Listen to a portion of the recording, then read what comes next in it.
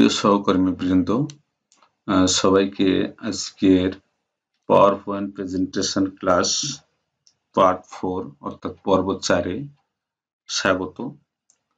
যারা এ পর্যন্ত সিরিয়ালে দেখছেন তাদেরকে ধন্যবাদ, এবং যারা নতুন আজকে এসেছেন তারা অবশ্যই বলবো যে আপনারা 1, 2, 3 পর্ব দেখে নেবেন, তাহলে পরবর্তীতে আপনাদের কাজে লাগবে। তো চলুন আমরা পর্ব 4 অর্থাৎ পার্ট 4 দেখি। দেখলে আমরা বুঝতে পারবো। আমরা বেশি কথা না বাড়িয়ে আমরা ক্লাসে যাই। প্রিয় সহকর্মীবৃন্দ, আমরা গত ক্লাসে এই পর্যন্ত ছিলাম। আমরা এখানে মূলত ফরম্যাটে কাজ করেছিলাম, অর্থাৎ এখানে আমাদের ফরম্যাট নিয়ে কাজ করেছিলাম। তো ফরম্যাটে অনেক কাজ রয়েছে, আসলে কাজের শেষ নেই। যদি এখানে আপনারা পিছনে লেখা কিছু লেখার পিছনে অনেক ডিজাইন করতে চান, পর্যায়ক্রমে পারবেন। তো আমরা আজকে শেপ নিয়ে কাজ করব। তো আমাদেরকে শেপ নিয়ে কাজ করতে গেলে আমাদের প্রথমে যে কাজটি করতে হবে, যে প্রথমে আমরা নতুন একটি স্লাইড নেব। অর্থাৎ আমরা এই যে এখানে নিউ স্লাইড, এখানে একটা ক্লিক করলে অথবা এন্টার বাটন চাপ দিলে একটা স্লাইড হয়ে যাবে।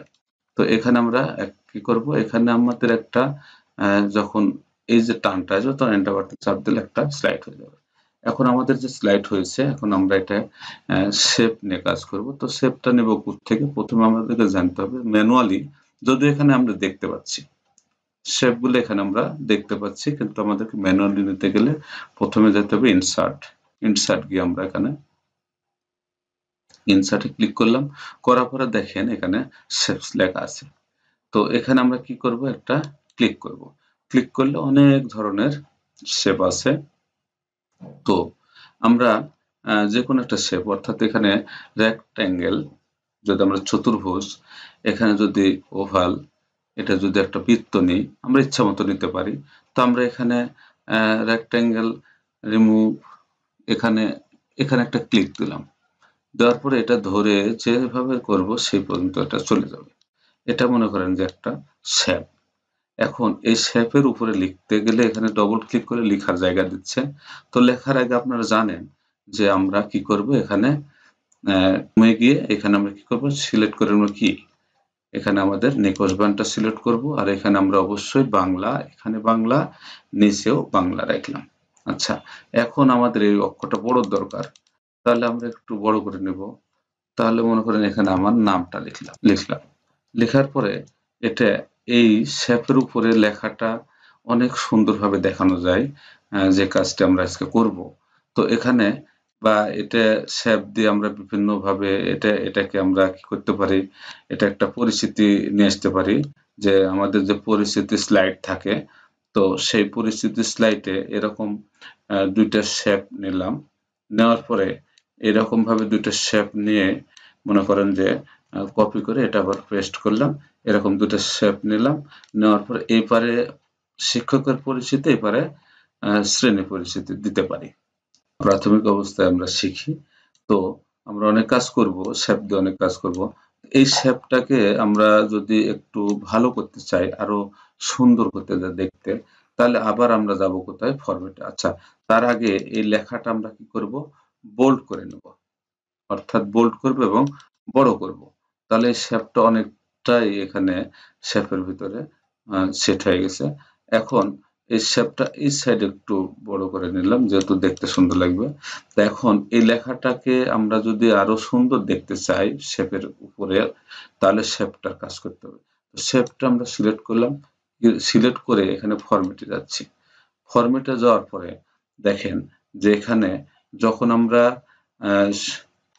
গতদিনে দেখছিলাম যে শ্যাডো, এখানে যেতে পারেন, বা এখানে এখানে আপনার বিভিন্ন আছে। দেখেন এখানে যদি আমি যাই, এখানে যদি বিভেলে যাই, তাহলে শেপটা দেখতে কিন্তু নিশ্চয়ই অন্যরকম লাগতেছে। দেখেন একটু পরিবর্তন হচ্ছে, দেখতে অনেকটাই পরিবর্তন হচ্ছে। তারপরে 3D গেলে আমাদের লেখা, এটা অবশ্যই লেখা সিলেক্ট হয়েছে। তো আমরা প্রথমে যেটা করব, লেখাটা মনে করেন আমরা নাই, আমাদের লেখা নেই, শেপটা আমরা সুন্দর দেখবো। তাহলে এটা শেপের ফিল কালারটা অবশ্যই একটু পরিবর্তন করে নিই।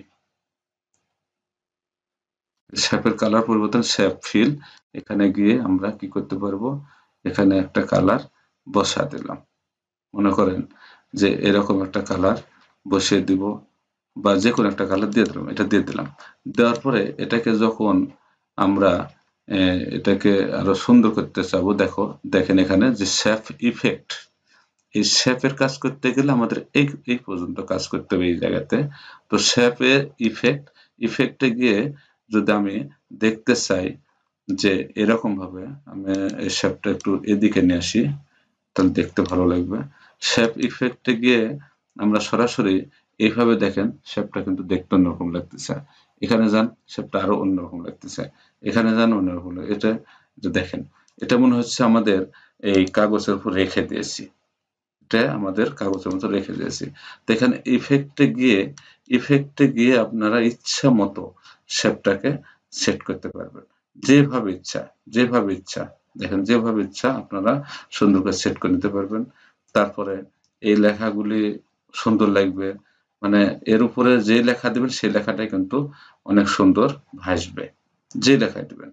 তো এইটা আমরা শেপের ইফেক্টে গেলে, আমরা যদি লেখার কাজ করতেছে তাহলে ওখানেও ইফেক্ট করতে হবে, এবং শেপে গেলেও ইফেক্ট করতে হবে। দেখেন ওই একই রকম আমাদের যে লেখা ছিল, ওয়ার্ডের যে লেখা ছিল ওখানেও যা, এখানেও তাই, পাওয়ার পয়েন্ট লেখা। তো এখানে এই শেপের ইফেক্ট গুলি, আর এই শেপের উপরে কালার, এই ফিল কালার, এখানে আপনি যে কোনো কালার দিবেন, কালার চেঞ্জ হয়ে যাবে। আর যদি আপনার এখানে শেপ ফিলের কালার এটা, অর্থাৎ সাইড এটা আউটলাইন, এটা আউটলাইন কালার, এটা আপনার আউটলাইন অফ করে দিতে পারেন তো ইচ্ছা। তো এইভাবে শেপে আপনি শেপটা ডিজাইন করবেন, অনেক সুন্দর লাগবে। তো প্রিয় ভিউয়ার্স, আমাদের একদিনে শিখলে হয়তো বা ভুলে যাবেন, তাই আমি পর্ব আকারে নিয়ে আসব। তো আগামী ক্লাসে শেপের আরো কিছু ডিজাইন আছে যেগুলো আমরা এখানে দেখব। তো আজকের মতো এই পর্যন্তই, আমি ক্লাসটা নিচ্ছি, এখানে সমাপ্তি ঘোষণা করছি। সবাই সুস্থ থাকুন, ভালো থাকুন, আগামী ক্লাস পর্যন্ত।